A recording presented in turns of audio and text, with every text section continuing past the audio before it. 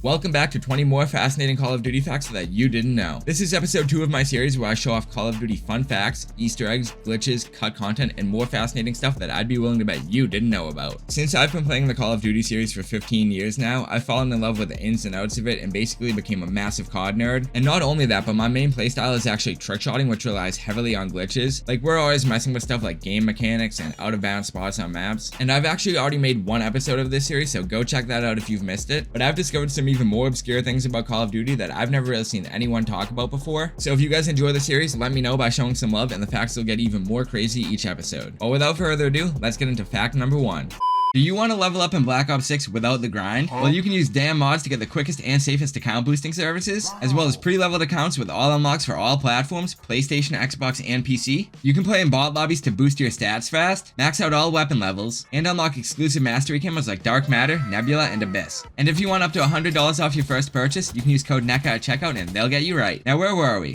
A third-person playlist was originally planned for Call of Duty Advanced Warfare, but was cut from the final release with the remnants found in the game's files, which indicated that it would be playable through modding, which was confirmed by community discoveries. Sledgehammer Games co-founder Michael Condrey added that it might be added post-launch, but it never materialized, likely due to development priorities shifting to other features like exo zombies and multiplayer enhancements. Sadly, a third-person mode was not officially available in private matches or any other mode in the final release of AW. But want to know what else was cut from a Call of Duty game, but then later accessible through the use of mods? In early development of Call of Duty Black Ops 4's multiplayer, jetpacks were planned for specific specialists to enable enhanced mobility, while their removal led to adjustments in players' jump height and map design to maintain balanced gameplay without vertical traversal. The thrust pack was a cut gear item that was originally intended for the specialist Crash in multiplayer, and like previously mentioned, enhanced mobility by enabling thrust jumping, but it was removed before release. The decision to scrap jetpacks aligned with Treyarch's focus on returning to traditional Black Ops gameplay after fan feedback on Advanced Warfare and Black Ops 3's Advanced Movement. But however, its code was repurposed for Black Ops Heavy Metal Heroes mode, which is why it's still in the game. Its presence as a leftover file has allowed modders to re-enable this unfinished thrust pack in multiplayer, where it appears as a field upgrade when watching the kill cam of someone using a class with this modded save file. And its use through modding reveals its potential to alter gameplay dynamics significantly. However, this is far from the only thing that changed before the game released. In early development of Call of Duty Black Ops 4, the manual healing system initially required players to hold a button to gradually heal and could be interrupted at any time, differing from the final charge up one press bumper mechanic used in multiplayer. This original hold to heal concept was scrapped from multiplayer but repurposed for the Blackout Battle Royale mode, where players manually apply health items like first aid kits for example over time, allowing for strategic healing management. The shift to the simpler bumper press system in multiplayer was likely made to streamline gameplay pace, while Blackout retained the more deliberate mechanic to suit its survival focus. Black Ops 4 is far from the only Call of Duty game to go through big changes before release though, and as a matter of fact, Call of Duty players saw that the very next year. In Call of Duty Modern Warfare 2019, supply drops, which are the franchise's loot box system, were initially planned to be included, as evidenced by their appearance in the beta's post-match screens, but were removed roughly 2 months before the October 25th, 2019 launch due to fan backlash against pay-to-win mechanics. Activision and Infinity Ward replaced them with a battle pass system, ensuring all functional items like weapons and attachments were unlockable through gameplay, which was a decision reported by leakers like the Gaming Revolution, but later confirmed by Activision in response to community outcry. This shift marked a significant departure from the series tradition since Advanced Warfare back in 2015, but ultimately it was driven by growing criticism of loot boxes as gambling-like mechanics, with cosmetic-only content offered via the Battle Pass post-launch. While this would have been a major difference to the game's core multiplayer system, there was something else that was cut from the game that I have no idea how it would have changed the game. I can't even imagine how much different it would have played. In Call of Duty Modern Warfare 2019, a deployable ladder was planned as a field upgrade to allow players to flank campers by accessing elevated positions, but it was ultimately scrapped, likely due to implementation issues or balance concerns like out-of-map glitches. Unfortunately, like I said, this feature was cut, but evidence of this cut feature does still exist in the game's files, as noted by community discoveries on platforms like Reddit. But no one from the community ever got to fully experience the true potential of this field upgrade, which I already know would have made for some crazy out-of-bounds glitches. However, sometimes instead of developers cutting content before a game fully releases, the Call of Duty teams are actually spending their time to focus on some pretty cool marketing campaigns for the upcoming game. But before I tell you about their marketing campaign, I gotta market myself first. first. I humbly invite you to subscribe to my channel for more videos like not only this one, but also trickshotting videos where I'm using these glitches live in action. We're getting close to 100,000 subscribers, so take a chance on me and help your boy out. It's free after all, and if you don't enjoy my future videos, you can always unsubscribe. But like I was saying, back in 2015, as part of the marketing campaign for Call of Duty Black Ops 3, Six Flags Magic Mountain in Los Angeles actually partnered with Activision to transform the Apocalypse roller coaster into Shadows of Evil the Ride. This took place during 2015 Fright Fest, which was September 26th to November 1st, and it immersed guests in the 1940s film noir-inspired Morgue City from the game's Zombies mode, complete with zombie encounters. This attraction featured iconic map locations like the Burlesque, the Boxing Gym, and Nero's Lair in the Queue, with a 360-degree video showcasing Shadow Man quotes and the song Snakeskin Boots. Anyone who pre-ordered BO3 at GameStop was actually offered a $10 admission discount, as well as a free Fright Fest wristband valued at up to $25. And this actually isn't the first time a Call of Duty map has been recreated in real life, but I'm sure we'll go over some of those other locations in future episodes. But for now, let's look at the complete opposite and actually check out a Call of Duty map that was inspired by real-world events. In Call of Duty World War II, the fan-favorite USS Texas multiplayer map draws inspiration from the Call of Duty 1 campaign mission, D-Day, specifically the naval bombardment and beach assault elements, reimagining the battleship setting for intense multiplayer combat instead. Unlike the campaign's focus on historical naval operations, the multiplayer map emphasizes a mix of long-range engagements along the ship's deck, as well as close-quarter fights in its interior, adapting the thematic essence of the original mission into a dynamic, competitive environment. This map was also reimagined in Call of Duty Vanguard as USS Texas 1945, with updated visuals of course, while retaining its battleship setting for intense long-range and close-quarters combat. While not changing the layout too much, Vanguard also enhanced the map's design to suit its faster-paced gameplay, while also preserving the thematic connection to the mission in the original Call of Duty 1 campaign back in 2003. And while we're on the topic of this map, I bet there's something you've never noticed about it unless maybe you're a Warzone player. In Call of Duty Vanguard, the USS Texas 1945 multiplayer map, which is a reimagined version of the Call of Duty World War II map, is set during the Battle of Okinawa, where Caldera Island actually visible in the distance, tying it to the Warzone Pacific narrative introduced in Vanguard Season 1. This medium-sized battleship map, which launched with the Mercenaries of Fortune update on June 22nd, 2022, is a fan favorite for its long-range engagements on its decks as well as close-quarters combat in its interiors, and Caldera being present in the remaster just enhances an immersive World War II Pacific setting. Now, while this is a pretty cool Easter egg with ties to real-world events, what about when Call of Duty's tried that before, but was definitely not as successful? On September 29th, 2015, the official Call of Duty Twitter account was rebranded as Current Events Aggregate as part of a viral marketing campaign for Black Ops 3. This account would post fictional news reports about terrorist attacks in a futuristic setting to promote the game's narrative, which sparked confusion and backlash among fans. Activision quickly issued a statement clarifying it was a promotional stunt for the game's November 6, 2015 release, apologizing for the misleading approach that blurred real-world events with fiction. This campaign had aimed to immerse players in BO3's dystopian storyline, but ultimately was criticized for its insensitivity, which prompted Activision to revert their account and halt the campaign. And while I want to say this was a total failure on Call of Duty's part, we are still talking about it nowadays, so I guess this is another one of those marketing campaigns that did work out after all. But yeah, definitely a sensitive topic, but while we're already talking about them, let's bring up another one. In Call of Duty World War II Zombies map, The Shadow Throne, players can unlock a Hangman minigame on the Cabaret sign above Main Street by shooting a dial to input letters, earning rewards like power-ups or wonder weapons such as the Tesla gun or Ripsaw. To access it, players must progress through the map's main Easter egg steps, including setting radio frequencies and collecting specific items, with incorrect guesses adding zombie parts to a noose until failure resets the game. Successfully spelling one out of the 6 specific words will grant the rewards, adding a fun, interactive challenge to the map's complex Easter egg quest. And for this next fact, let's stay on zombies but swap on over to some far better Call of Duty games. Viktor Reznov, who is a Soviet soldier and key character in the Call of Duty series, specifically the Treyarch games, known for his role in World at War and Black Ops, is referenced in Black Ops 2's Zombies map Mob of the Dead, where pack-a-punching the AK-47 assault rifle will rename it Reznov's Revenge, which, if you know anything about his character and his backstory, reflects his vengeful legacy perfectly, with, of course, enhanced weapon stats as well. And it's kinda just perfect that it's on the AK-47, because if you played Black Ops 1, you know. However, this isn't the last appearance he makes in Call of Duty Black Ops Zombies, because in BO3's Garage Crovey map, a sign in the spawn room reading Revenge will be mine with the initials VR further hints at Reznov's enduring influence in the zombies narrative. However, I believe this connection across games just kinda serves as an Easter egg and doesn't really suggest Treyarch's intention to weave Reznov's story into the zombies universe at all. Although, I don't know, maybe one day his unresolved quest for retribution will play in the storyline of like Black Ops 7 Zombies or something, who knows. Honestly, the Black Ops games have always been pretty good about referencing past games in the series as Easter eggs, and I know finding them is definitely really appreciated by players that are diehard Black Ops fans. But I wonder if even they knew about this next one. In Call of Duty Black Ops Cold War's Operation Red Circus latest mission from the campaign, an unusable Strife pistol from Black Ops 4 can be found on a table in the Soviet base in Uzbekistan, serving as an Easter egg referencing Treyarch's previous Call of Duty title. This non-interactive detail, which was noted by fans on platforms like Reddit and YouTube, adds a nostalgic nod for the series veterans, but has absolutely no impact on the mission's gameplay or objectives. I mean, after all, you can't even pick it up. And while Black Ops games are constantly referencing other games in their own series, the Modern Warfare games do the complete opposite by referencing totally different pieces of media. In Call of Duty Modern Warfare 2019, the gunfight map Hill features a Predator Easter egg where players can spot a cloaked Predator from the film series shimmering in a tree southeast of the map at around 150 degrees, which is a nod to its invisibility ability, which was discovered by fans. However, this is an unlicensed Easter egg, not a playable character or an official crossover, but it is a subtle reference by Infinity Ward, who previously featured the Predator in Call of Duty Ghosts as a playable character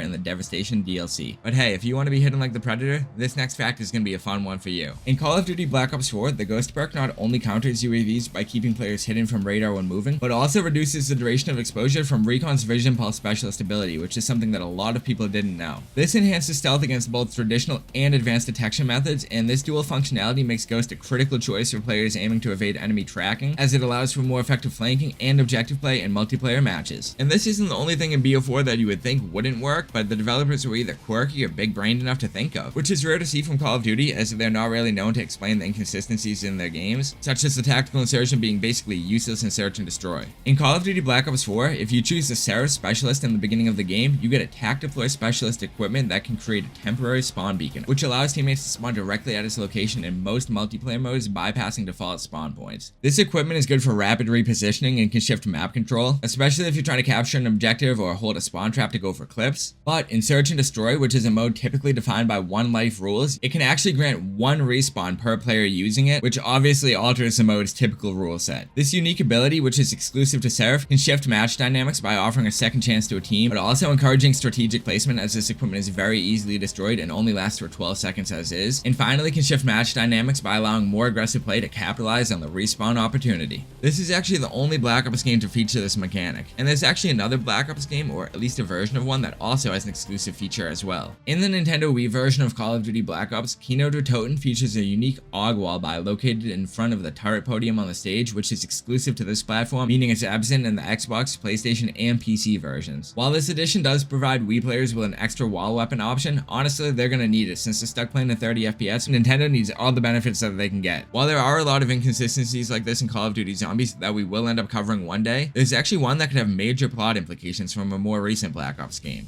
In Call of Duty Black Ops Cold War, the Dark Ether Orb and Onslaught mode and the Forsaken boss in the Forsaken map actually use the same model, which has sparked player debate and theories that they're actually manifestations of the same entity, with the orb confining players to a safe zone in Onslaught, requiring zombie kills to charge it, while instead it appears as the Forsaken, aka Kazimir Zykov, in the main quest boss fight. But what do you guys think? Is there a narrative-driven reason behind these two models being the same? Or do you think the developers just did it so they didn't have to make another asset, they didn't think people would make the connection, etc, etc? Basically, were they just reusing assets to crunch time, or is there an actual connection here, do you guys think? I'm actually really curious on this one, so let me know your thoughts in the comment section below. While this might have just been a developer oversight, the devs are normally pretty good at their jobs and wouldn't let that happen because they're on top of updating stuff. In the initial Day Zero patch of Call of Duty Black Ops 2, a glitch tied to the older Call of Duty engine caused players' controls to lock if they held the shoot button while respawning, freezing actions until the button was released. By combining this with the tactical insertion tactical equipment placed on the edge of elevated terrain, players could exploit this glitch and this tactical equipment to float slowly downward to lower ground while holding the shoot button, which would defy normal fall mechanics. This bug, which was specific to the game's very first patch, allowed for unintended movement exploits until patched. And by unintended movement exploits, I don't mean anything that could help too much, but definitely could have made for a cool trick shot or two. This glitch was actually never patched out of the Wii U version of Black Ops 2, meaning that you could still do it all these years later until April 8th, 2024, when Wii U's online services like Online Play were discontinued by Nintendo. However, when they're not patching glitches like that, as we've seen throughout this whole video, Activision has had some pretty hit or miss marketing when it comes to promoting upcoming Call of Duty games. The COD XP Camo in Call of Duty Black Ops 3 was an exclusive cosmetic reward obtainable only through a redemption code provided to attendees of the Call of Duty XP 2016 event in Inglewood, California, making it one of the rarest camos in the franchise's history due to its limited distribution. This slightly animated camo, which featured a vibrant orange design, could be applied to weapons in multiplayer and zombies modes, and because of how rare it was, it kind of served as a prestige prestigious badge for the few who attended the fan-focused event hosted by Activision. They had to give the audience something to make up for premiering the Infinite Warfare multiplayer there, right? I mean, besides MWR, but anyway. Its exclusivity was further amplified as it was never re-released or made available through other means, cementing its status among collectors and dedicated players. And while this is the most rare camo in Black Ops 3, so therefore you probably didn't know about it, there's something that you've probably experienced a lot if you played BO3 that you just didn't know about.